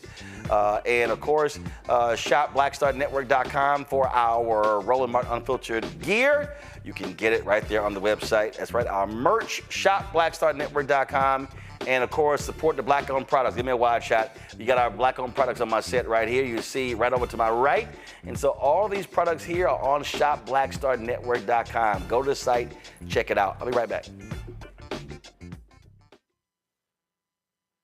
On the next Get Wealthy with me, Deborah Owens, America's Wealth Coach, we talk about the principles of mindset, strategy, and execution.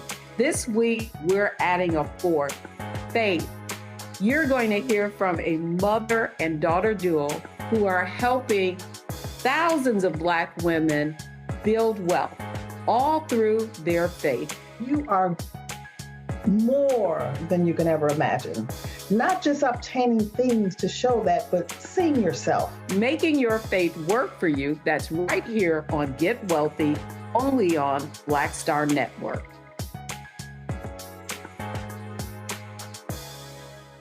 This week on the other side of change, 300,000 Black women being pushed out of the workforce. This is shocking yet unsurprising. So what happens when a bunch of Black mothers lose their federal job? Their kids are not being fed. their kids are not being taken care of. But that trickles down to the entire community structure, which may be built on the backs of Black mothers and Black women more broadly. Tune in on The Other Side of Change, only on the Black Star Network. Farquhar, executive producer of Proud Family. You're watching Roland Martin Unfiltered.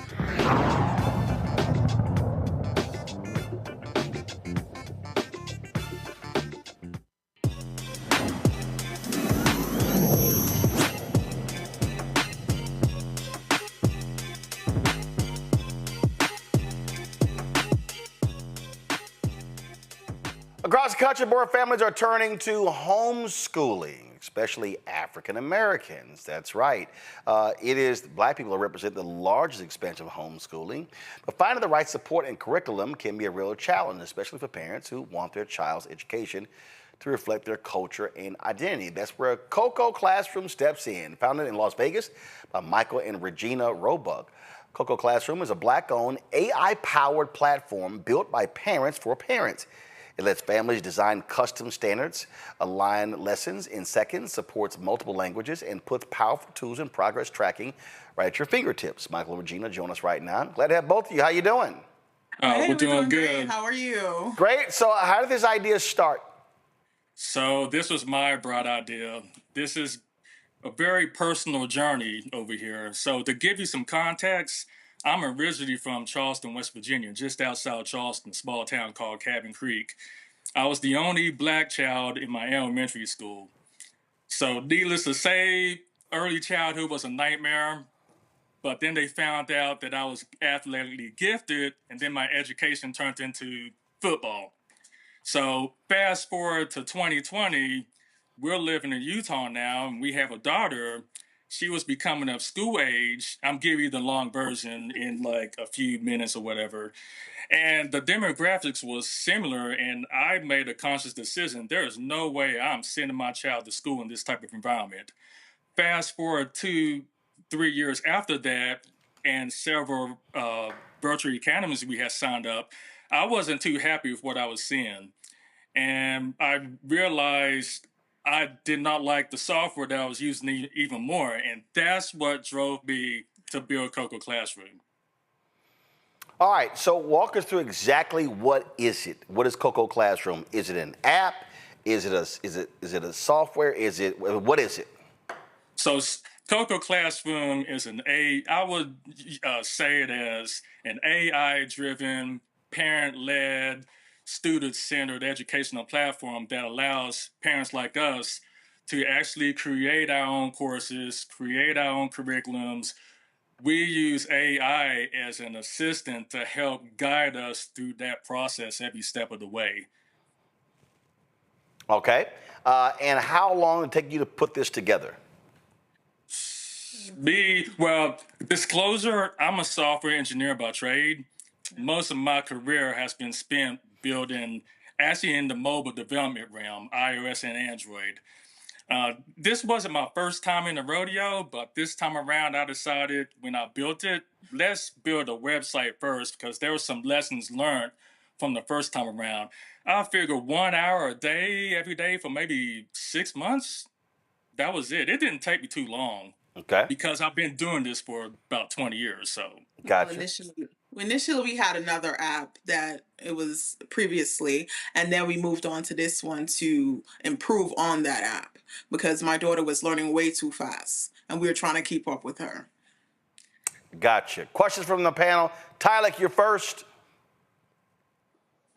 Yeah, thank you all so much for joining. My question for you would be measuring impact. Like, how do you assess whether students using your platform is not only academically successful, but developing the critical thinking skills and cultural pride and social emotional learning that you all are pushing? That's an excellent question. We will use our own story to answer your question. So one of the things that drove us to building our own platform, our daughter was actually falling behind as we were going through these virtual academies.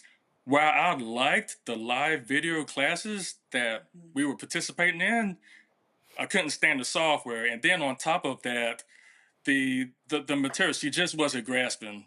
And I decided to take matters into our own hands.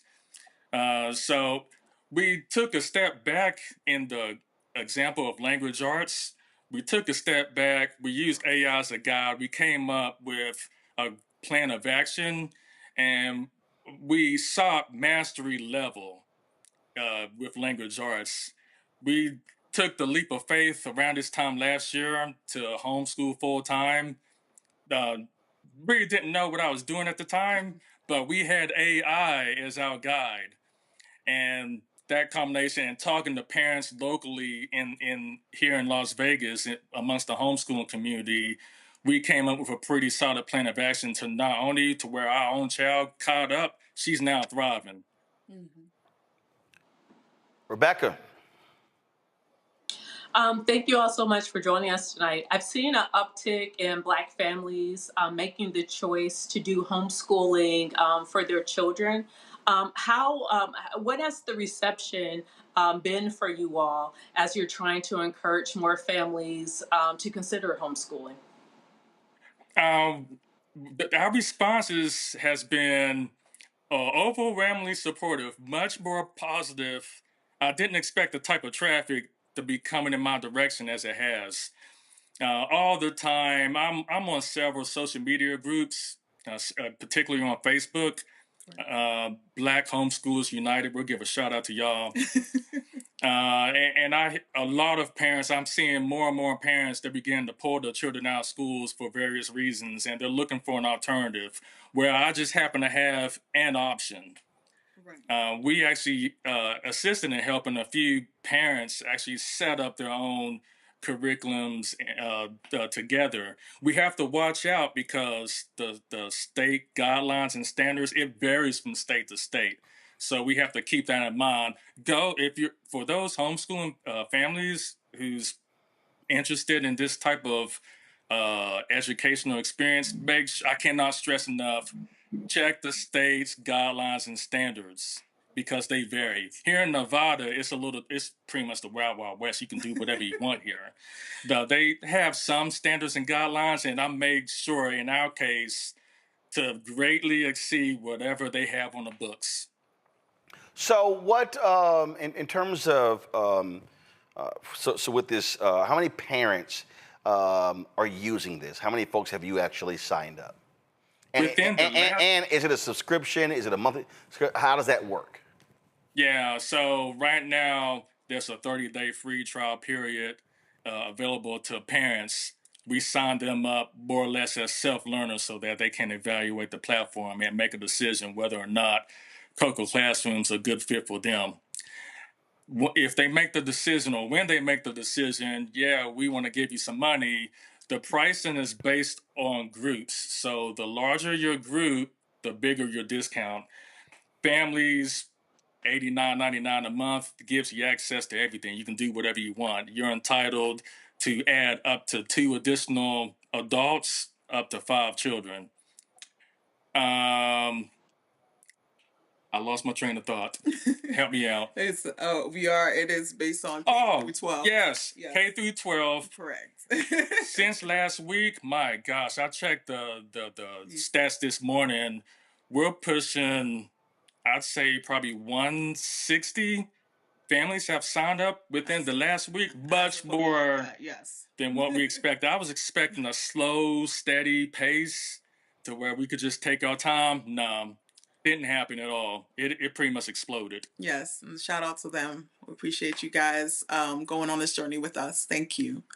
Okay, so if folks want to get more information, where do they go? CocoClassroom.com. COCOA. Yeah, our shirts. CocoClassroom.com. So here are all your social. No, put it back up, guys. It was too quick. Come on, put it back up. Thank you. So this is how you can reach them on Instagram, Facebook, LinkedIn, YouTube, Pinterest, and what the hell is that last one? Is that what is that? TikTok. That's TikTok. Gotcha. All right, that's the last one. So that's CocoClassroom.com, all the social media. And Michael and Regina, I appreciate it. Good luck. Thank you, Mr. Martin. Thank you so much for having us. You have a great day, sir. All right, thanks a bunch. All right, folks, that is it for us. Let me thank Ty Lake and Rebecca for being on today's panel. Thank you so very much. Appreciate y'all always being here. Don't forget to support the work that we do, folks. Our anniversary, our 7th anniversary of Roland Martin Unfiltered is tomorrow. It's tomorrow, right here. And of course, tomorrow's the 4th anniversary of the Black Star Network. So your support is critical to the work that we do here. We've had 36,000 donors since we launched. We're gonna update the list tomorrow. 36,000 people that have donated since we launched. We want you to join that list. And so if we can get folks to hit our goals to raise $1 million between now and December 31st as an anniversary. So if you want to support that work, please do so. And if you want to utilize Cash App, you could do so. Of course, you got the QR code right there. For Stripe, you can see it. PayPal is R Martin Unfiltered. Venmo is RM Unfiltered. Zelle, Roland at RolandSMartin.com. Roland at RolandMartinUnfiltered.com. If you also want to send a check and money order, P.O. Box. First of all, make it payable to Roland Martin Unfiltered. P.O. Box 57196, Washington, D.C., 2003 7-0196. Again, P.O. Box 57196, Washington, D.C., 2003 7-0196. If you want to, of course, support the work that we do. Download the Black Star Network app, Apple phone, Android phone, Apple TV, Android TV, Roku, Amazon Fire TV, Xbox One, Samsung Smart TV. Be sure to get a copy of my book, White Fear: How the Browning of America is Making White Folks Lose Their Minds, available bookstores nationwide. Be sure to get our Roland Martin Unfiltered Black Star Network swag. You can go to, of course, shopblackstarnetwork.com. Shopblackstarnetwork.com to get our shirts, our T-shirts and wall art, mugs, and all that good stuff. So go to there. Also, go to shopblackstarnetwork.com to support our Black-owned businesses. All the products you see right here on my set, you can actually go to the site to get these products right here. Shopblackstarnetwork.com. Support our Black-owned business. Hashtag Black Business Matters. And of course, be sure to get the Fanbase app. Download that app today.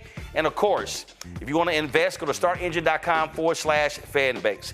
Folks, that's it. I look forward to seeing y'all tomorrow right here. The 7th anniversary of Roland Martin Unfiltered. We're going to have several of the guests who actually were with us on our first show, including Bishop William Barber, Linda Sarsour, and others. We're going to have folks in the studio. Looking forward to a great conversation on tomorrow's show. Folks, that's it. I'll see y'all tomorrow right here, Roland Martin Unfiltered on the Black Star Network.